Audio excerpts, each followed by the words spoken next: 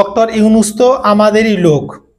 মির্জা ফখরুল ইসলাম আলমগীর, আপনারা স্ক্রিনে দেখতে পাচ্ছেন, দেখেন ভালো করে। একটা কথা খুব স্পষ্ট ভাবে বলে দেই, মির্জা ফখরুল ইসলাম আলমগীর সাহেব যে কথা বলেছেন যে ডক্টর ইউনূস আমাদেরই লোক, হ্যাঁ আপনাদের লোক হতে পারে, তবে একটা কথা মাথায় রাখবেন, এই আওয়ামী লীগ সরকারকে ছাত্ররা নিজের জীবন দিয়ে, শত শত লাশ ফেলে জীবন দিয়ে কিন্তু এই বিএনপি কে ক্ষমতায় উঠানোর জন্য কিন্তু তারা এই দেশটা এভাবে স্বাধীন করে নাই, এভাবে এত কষ্ট করে নাই, তারা এতগুলো জীবন দিত না যদি বিএনপির উঠাইতো।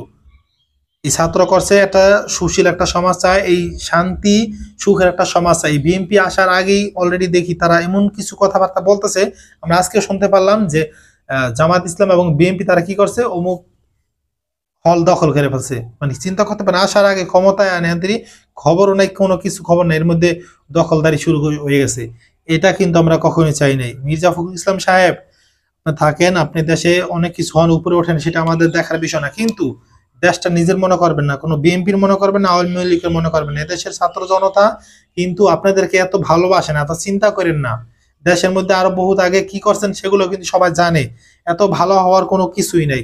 আওয়ামী লীগ সরকারকে যেভাবে হটিয়েছে ছাত্র জনতা, ঠিক তদ্রুপভাবে এই বিএনপি কেও হঠাতে তাদের 2 দিনও লাগবে না, মনে রাখবেন, ঠিক আছে?